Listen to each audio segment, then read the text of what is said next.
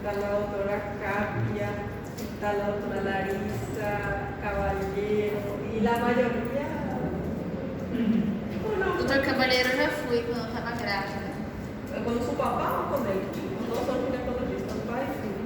Acho que é um velhão. Ah, no, o pai. Uno de los socios dueños de la Villaría. Su hijo, el doctor Gustavo Caballero, a clase aquí, está el jefe de salud también, del hospital. E ele atende ainda? Os dois. Nossa, porque quando eu estava grávida, minha filha tem 9 anos. Quando eu estava grávida já era velha, imagina a moça. Sim, a esposa dele é pediatra. Já deve ver Fernando. Glória, né? Gloria. Bueno, continuamos. ¿Cuáles van a ser las medidas de control que vamos a estar tomando para estar evitando, digamos, y no controlando las infecciones del servicio de salud? Vamos a tener las medidas de aislamiento que van a ser las precauciones estándar y las precauciones basadas en las vías de transmisión. Cuando hablamos de precauciones estándar, va a ser las precauciones que vamos a estar tomando con todos los pacientes estandarizados. No solamente vamos a tener una precaución en los pacientes que tienen, por ejemplo, tuberculosis, sino que con todos los pacientes, después de hacer impresión, después de verle todas sus partes de signos vitales, tenemos que estar utilizando lo que se dice, no puedo lavar la mano, entonces utilizo alcohol en gel, utilizo lo que sea los guantes y todo más para evitar la exposición. Después tenemos la precaución basada en las vías de transmisión, que van a ser de 3 tipos: por vía aérea, por gotas y por contacto. Para esto de acá utilizamos lo que sería los tapabocas para evitar que yo esté infectando, para evitar que yo esté tipo ingiriendo o inhalando, mejor dicho, lo que sería esos microorganismos. Después, para las gotas tenemos lo que sería, si el paciente tiene una enfermedad terminal, donde un cáncer, por ejemplo, terminal, y justamente empezó a desarrollar un cuadro de neumonía y todo más, entonces el paciente va a estar teniendo mucha tos, generalmente neumonía es así luego, y va a también estar exponiéndonos a lo que serían las gotas de secreciones, y también a través del contacto vamos a estar utilizando lo que serían los guantes, que son las luvas, que me van a estar evitando para esa transmisión de los microorganismos. Las medidas de aislamiento estándar, entonces, lo que utilizamos en todos los pacientes sin importar su condición, sin importar. No es porque, no, ese paciente no tiene tuberculosis, voy a ir, toma café, toma mate, toma café con el paciente, no me voy a ir a sentar con el paciente, estar ahí todo el día, sino que tenemos que tener precaución para evitar el contagio, mi contagio, y para que yo también no sea el que pase la enfermedad a otros pacientes. También esa precaución estándar es una estrategia primaria para llegar al éxito para el control de las infecciones. Entonces, tomar, digamos, precaución de todos los pacientes para evitar el contacto masivo. Precauciones basadas en las vías de transmisión. Como les dije, cuidado del paciente específico. Si yo ya sé que el paciente tiene una enfermedad que se pasa a través de las gotas respiratorias, entonces yo voy a estar usando tapabocas, voy a estar utilizando una protección, un equipo de protección especial para evitar esa contaminación. En los casos de los conocidos, los pacientes que yo ya conozco, que ya se diagnosticó o que yo tengo sospecha de que es esa enfermedad. Después, hay 3 tipos de precauciones basadas en las vías aéreas de transmisión.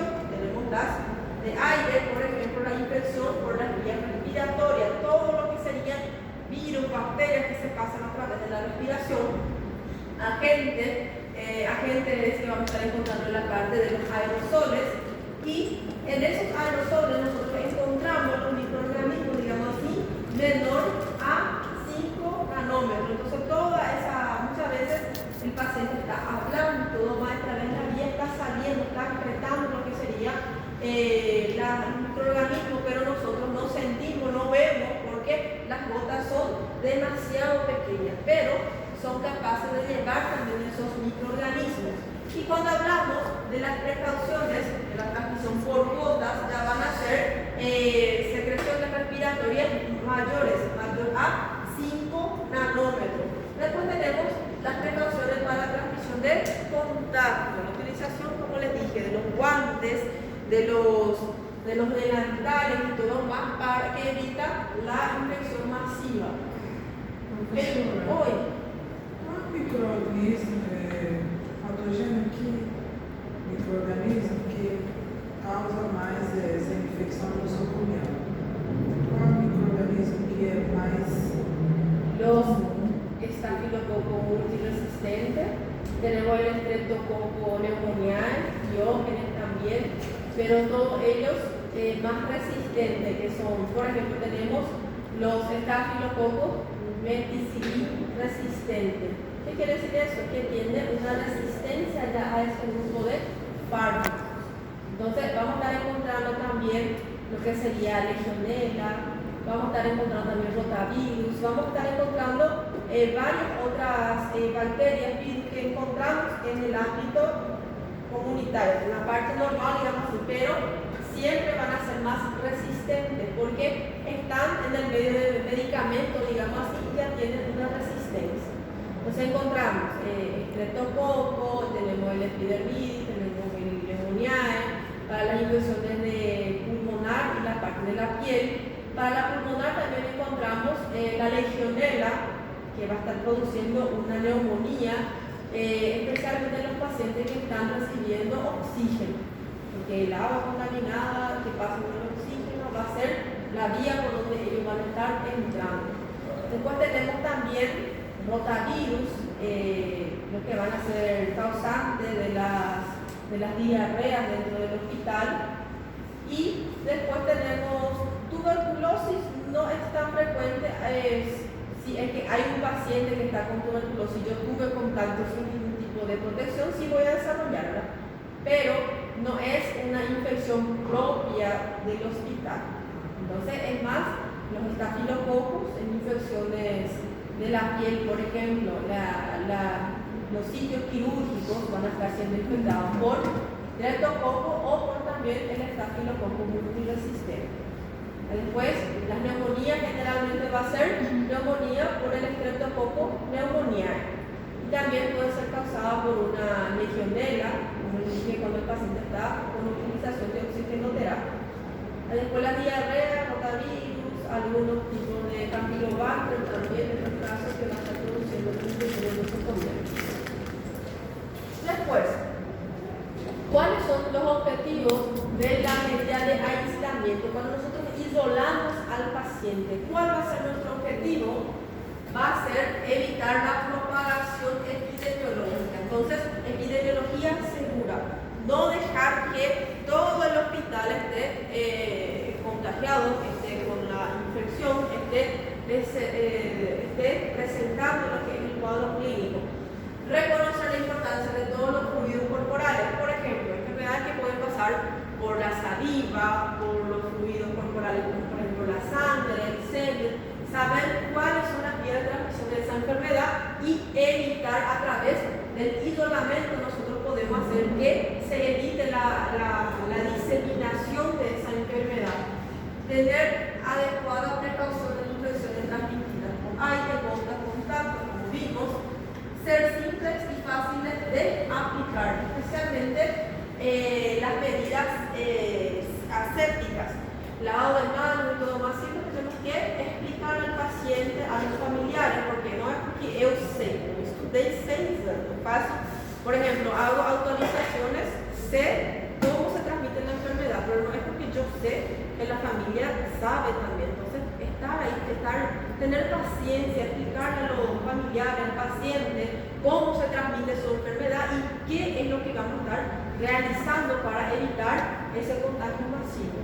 Y después, usar nueva terminología para evitar confusión. En el caso, vimos asepsia, que es antisepsia, asepsia médica, asepsia quirúrgica, saber qué significa eso para que en la hora de, justamente estoy trabajando en el hospital, hay un surto y yo tengo que hacer el informe avisando la parte de epidemiología de enfermedades infecciosas, agarro, hago y justamente, que era asepsia, antisepsia, coloca aquí, ninguém vai ler isso. Coloca de forma, tipo, coloca todo mal ahí, sin saber qué significa esta terminología médica que se utiliza para esas enfermedades infecciosas. Higiene de mano es uno de los elementos fundamentales, digamos así, o más importantes para estar disminuyendo los casos de infecciones en la parte nosocomial, y el principal problema de lo que sería la higiene de manos não é mesmo a falta de sabão, não é a falta de sabão, de água, não é a falta de álcool en gel. El principal problema del lavado de manos es el cumplimiento de esa norma. Por eso es bueno, cuando la criatura está creciendo, o ya le enseñas, después de salir del bañero, lavar las manos. Antes de comer comida, de fruta, lo que sea, lavar las manos, porque es más fácil enseñar a la criatura que enseñar a un adulto. A veces el adulto no tuvo esa educación en casa y va a ser más fácil infectar a todo el mundo, pasar la enfermedad, transmitir la enfermedad a todo el mundo que estar enseñando. Entonces, muchas veces el problema entonces no está relacionado con la disponibilidad del insumo. Los insumos serían jabón, toallas, aguas, los alcoholes. Ahí no está el problema. El problema está en falta de cumplir esa norma. En falta está en el lavar la mano. A veces en el baño mismo hay todo, jabón, agua, lo que sea. Aí sale do banheiro, vem direitinho para a aula, vai ali comer um lanche, conversa ali, vai comendo alguma coisa, então você já vai espalhando. Si es que tiene, por ejemplo, un paro diarreico, por ejemplo, ya le va a estar pasando a los otros colegas. Y después, ¿cuándo debe lavarse las manos? Tenemos que, vamos a tener lo que serían los tipos de lavado de manos. Lavado de manos se hace después de salir del baño, antes de comer, después de tocar el objeto, dinero, lo que sea. Y vemos que lavado de manos también, vamos a tener lavado de manos social, que va a ser ese que le faz salir del banheiro, agarrar, ligar tu agua, tu jabón, y ese va a ser el lavado de manos social, agua y jabón prácticamente. Después tenemos el lavado de manos antiséptico, como por ejemplo los jabones más Protex, elimina 99% de todas las bacterias. Una alumna me hizo la propaganda Chimaría hoy. Entonces tenemos los jabones que son antisépticos. Entonces tenemos el lavado de manos antiséptico con productos más complejos que eliminan más cantidad de microorganismos. Después tenemos la higiene antiséptico de las manos con solución alcohólica. Lavar las manos, usar el alcohol en gel, el alcohol que hay ahí para evitar la propagación de la enfermedad. Y lavado de manos quirúrgico. Si es quirúrgico, no es con agua y sabón, así ya está, sino que es más minucioso, tener que hacer parte por parte, estar sacando toda la suciedad, después vas a pasar en otro líquido, en otro producto, sustancia química, para estar eliminando el máximo de microorganismos antes de entrar a la parte quirúrgica. Estos serían todos los elementos que nosotros utilizamos para evitar la propagación de las enfermedades. Por ejemplo, tirar los materiales muy soportantes en sus residuos específicos, porque no puedo estar colocando todo junto en una bolsa de supermercado y jogar en la esquina y esperar que el lixero pase y busque. Después, la esterilización de los productos que voy a estar utilizando, la utilización de batas que me va a estar protegiendo para que no esté contaminando mi ropa de trabajo, por ejemplo, la utilización de sustancias químicas que van a estar disminuyendo los números de microorganismos, la colocación y retiro, procedimiento total de la sonda vesical de forma adecuada, la utilización de los guantes y también todos los materiales que se utilizaron, todos los objetos del paciente, todo lo que el paciente utilizó tiene que ser tipo, no colocar como le dije, no colocar una ropa que tiene sangre, que tiene vómito, que tiene sudor, pegar tu peito junto con las manos sin protección, llevar la máquina para lavar todo junto. Entonces eso también no funciona. Después tenemos cuáles serían las funciones del personal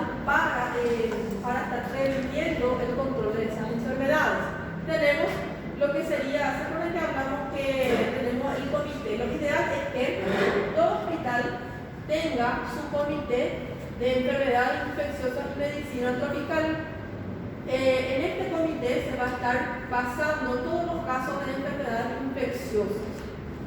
Ellos van a estar estudiando, digamos, y van a estar realizando epidemiología a través de la edad de esos pacientes afectados, el sexo del paciente, si tienen enfermedad de base, si el paciente, por ejemplo, ya tuvo un cuadro anterior, entonces ellos van a estar viendo quiénes son los que más probabilidad o más chance tienen para desarrollar esa enfermedad. ¿Cuáles fueron las complicaciones que tuvieron ese paciente? ¿Cómo se diagnosticó esa enfermedad? ¿Y con cuál tratamiento mejoró ese paciente? Entonces, todo ese estudio, todo ese levantamiento que ellos van a hacer, les van a servir para que el día de mañana aparezca un brote, ellos ya sepan cómo actuar, sepan cuál es la probable complicación de ese paciente y cuál es el tratamiento más adecuado para ese paciente. Entonces, el comité debe incluir una amplia representación de programas, porque, como sabemos, hay un número enorme de enfermedades infecciosas, no da una incluida solo en un semestre. Hay muchísimas enfermedades infecciosas.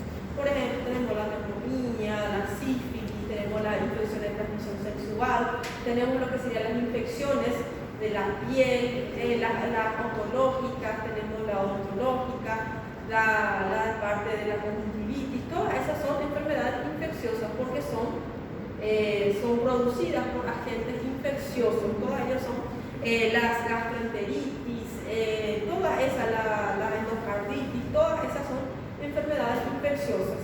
Después tenemos también lo que serían las arbovirosis, dengue, zika, chikungunya, todo eso tienen que estar pasando en la parte de enfermedades infecciosas. Y vemos que ellos, la parte del comité, tienen que tener el servicio, tienen que tener una ayuda del servicio de administración en salud, microbiología clínica, personal médico, farmacia, mantenimiento y limpieza. Todos ellos trabajan en conjunto. ¿Pues por qué limpieza? Para estar evitando los cuadros, digamos, para estar disminuyendo los cuadros de infecciones de esa zona. Saber cómo debe de limpiar el área donde está la parte respiratoria. Si el paciente, por ejemplo,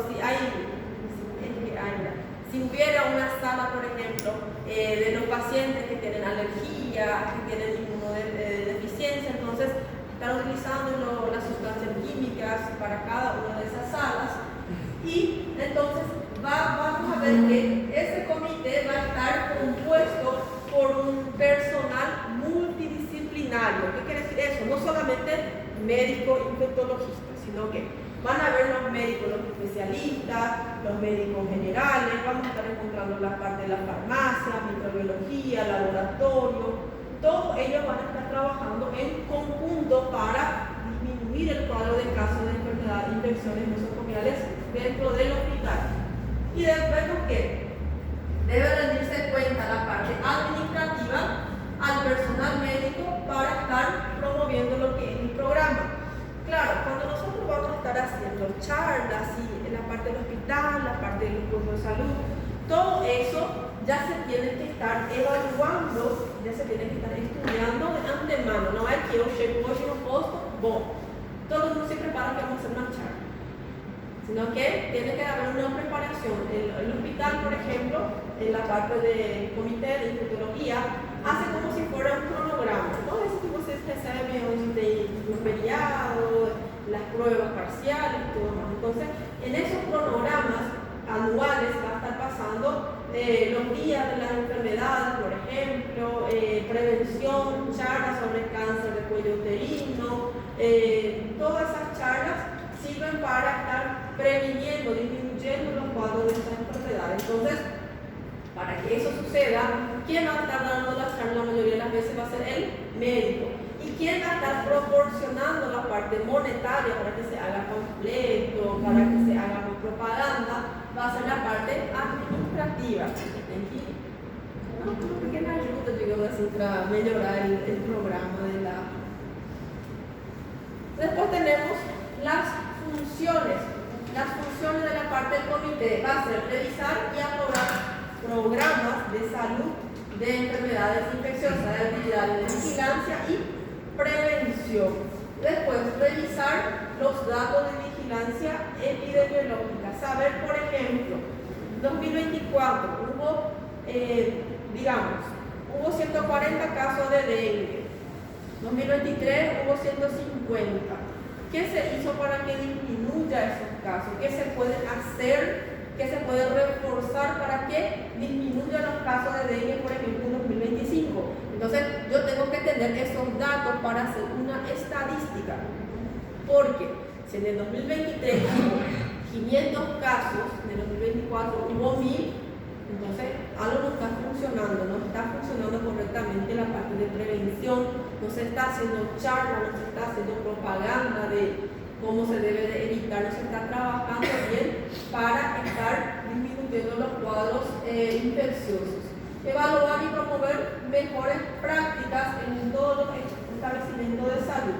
Por ejemplo, estar promoviendo más se habla con los médicos, más se le hacen actualizaciones a los médicos que trabajan en el punto de salud para que este año, por ejemplo, los pacientes, que antes de entrar se haga charlas sobre el lavado de manos, se les empiece a concientizar sobre la importancia de no dejar agua acumulada, agua parada, salir una vez al mes a hacer una limpieza con un pessoal de CENEPA. CENEPA es eso que hacen fumaceros, que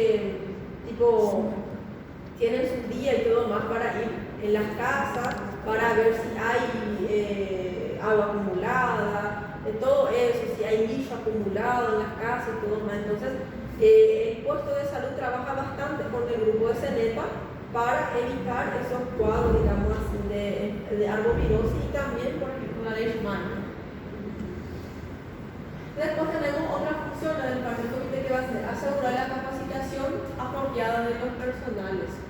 Tengo que estar haciendo actualizaciones porque si sale un nuevo estudio que utilizar, por ejemplo, guantes disminuyó los cuadros, entonces tengo que estar realizando esas actualizaciones para que el resto de los médicos sepan, para que todos los que trabajan en el centro de salud, en el hospital, sepan cuáles son los factores de riesgo y cómo se deben estar previniendo.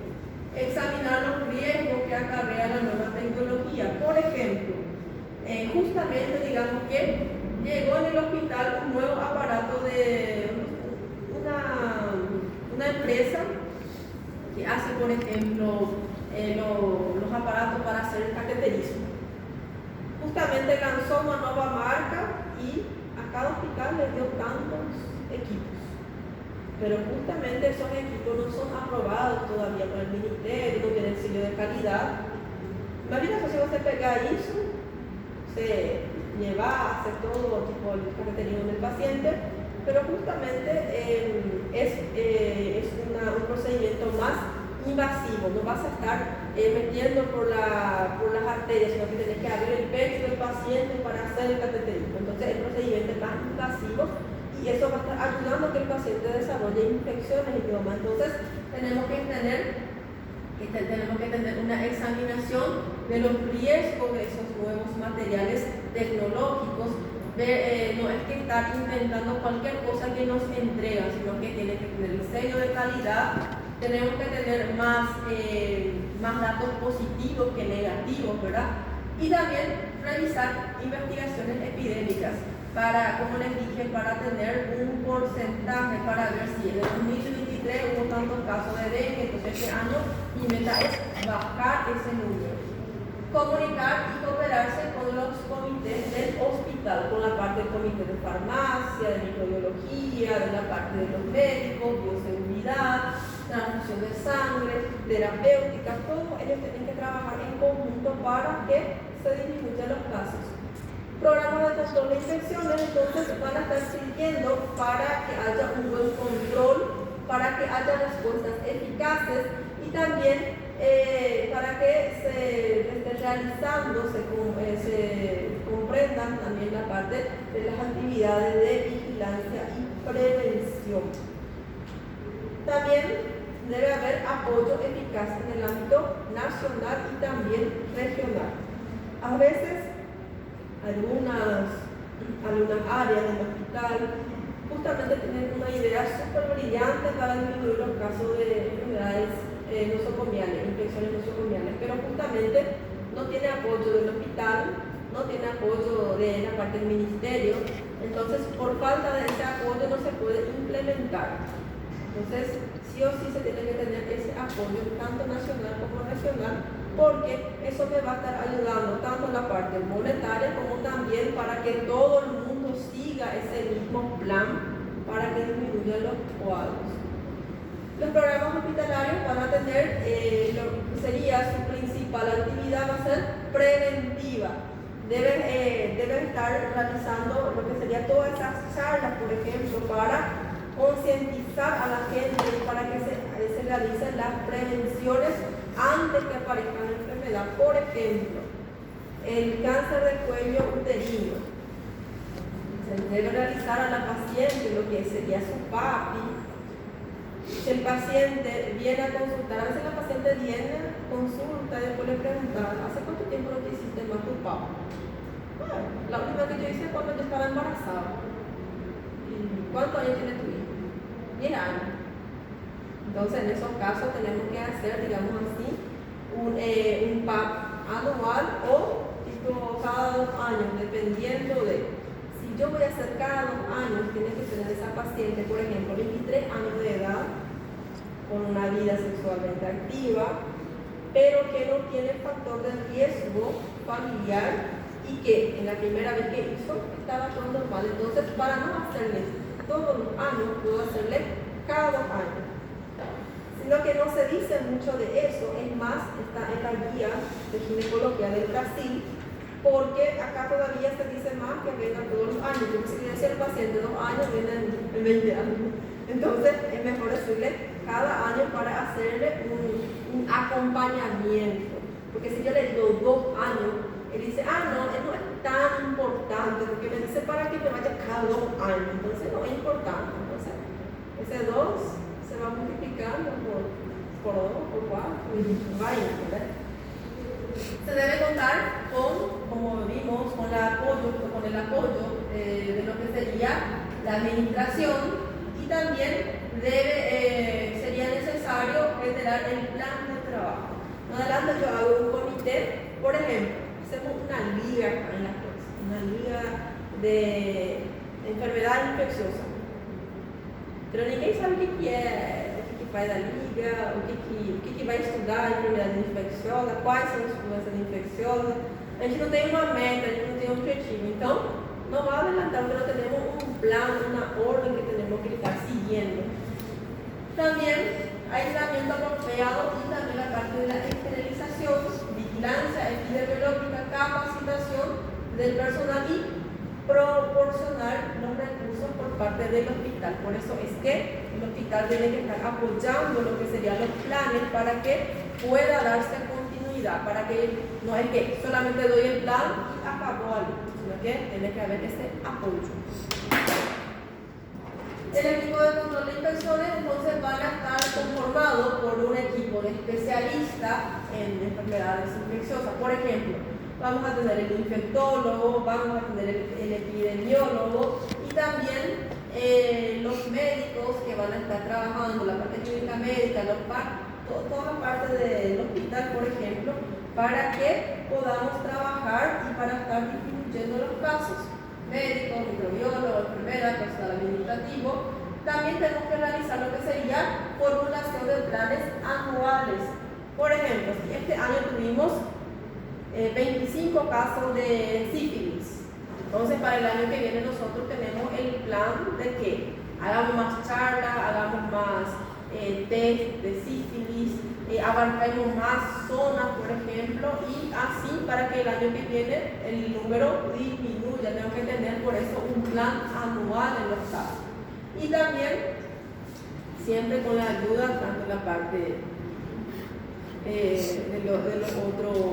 las otras especializaciones. La parte de responsabilidad y control de infecciones es la parte administrativa, entonces va a estar estableciendo el comité comité va a estar buscando recursos para ese comité, educación al personal de salud, delegación de responsabilidades. Saber, por ejemplo, cuando ustedes eligen un delegado en una sala, delegado tiene la responsabilidad, ¿no son los delegados? Ah, sí, porque una alumna yo me acuerdo que entonces, la delegada tiene que estar pasando la información, tiene que ser tipo como que si fuera la presidenta de sala, digamos, así que tiene contacto directo con la facultad le pasa a ella la información y ella le pasa a ustedes. Solamente tienen un grupo de WhatsApp donde se pasan las informaciones para que luego se pase a todos los alumnos. Entonces, se tiene que delegar lo que sería la responsabilidad. Tiene que realizarse un examen periódico de las frecuencias de enfermedades nosocomiales. Por ejemplo, durante el invierno aumentaron los cuadros de las IVA, las infecciones de vías aéreas superiores. Entonces, ¿cuáles son los medios profilácticos de prevención que me van a estar ayudando a que disminuyan los cuadros en el año que viene en invierno? Políticas para estar haciendo prácticamente la parte de propaganda, la parte de marketing, digamos así, de esas enfermedades infecciosas, autoridad del equipo de control y también participación en investigación de brotes. Por eso es que toda esa enfermedad infecciosa tiene que estar pasándose en formularios, todo eso tiene que estar pasándose la información a la parte del comité para que el comité pueda hacer su trabajo. Por último, ¿cuál es la función del médico en toda esa parte de enfermedades, o sea, infecciones nosocomiales? Prácticas que reduzcan las infecciones a niveles muy bajos, por ejemplo, las técnicas de lavado de manos, la utilización de guantes, la utilización de tapabocas, todo eso son prácticas que van a estar disminuyendo los cuadros de infecciones. Prácticas de higiene aprobadas, trabajar con el comité del control de infecciones, apoyar al control de infecciones y proteger al paciente de las infecciones. La protección se va a hacer a través, por ejemplo, del aislamiento de los pacientes más críticos, a través de la utilización del EPI de los pacientes, evitar, por ejemplo, el número excesivo de visita a los pacientes, por ejemplo, todo eso va a estar disminuyendo los cuadros de multiplicación de esas enfermedades infecciosas.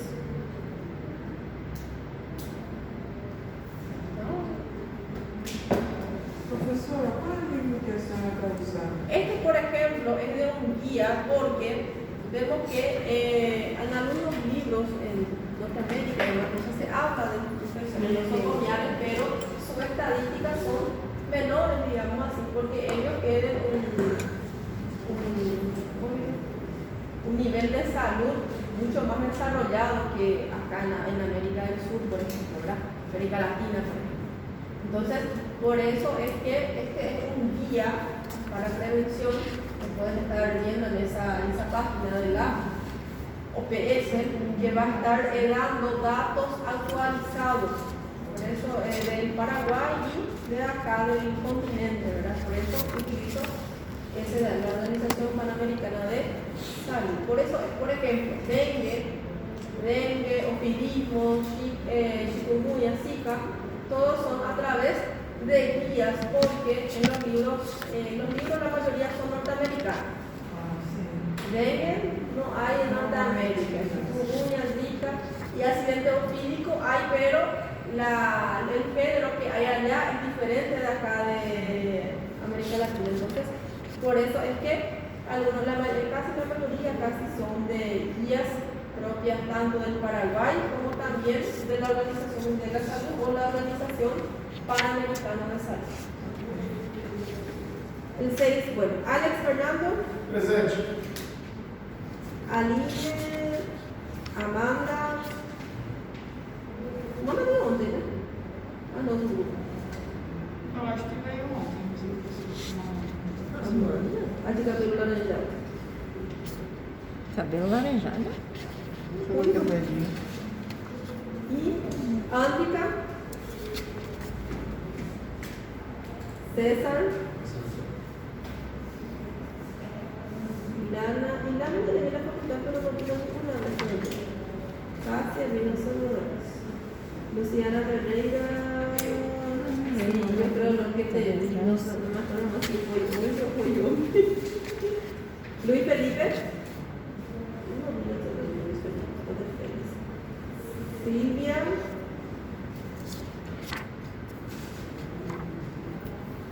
Ícaro. ¿Qué pasó de Ícaro? Isabel? ¿Cómo era la segunda prima? Isabel? Isabel. Doutora, eu não sei. Faz horas que não sei se eles se mudaram para de manhã. Eu não vi ainda nesse não consigo. Não? Parece que é estranho. Então,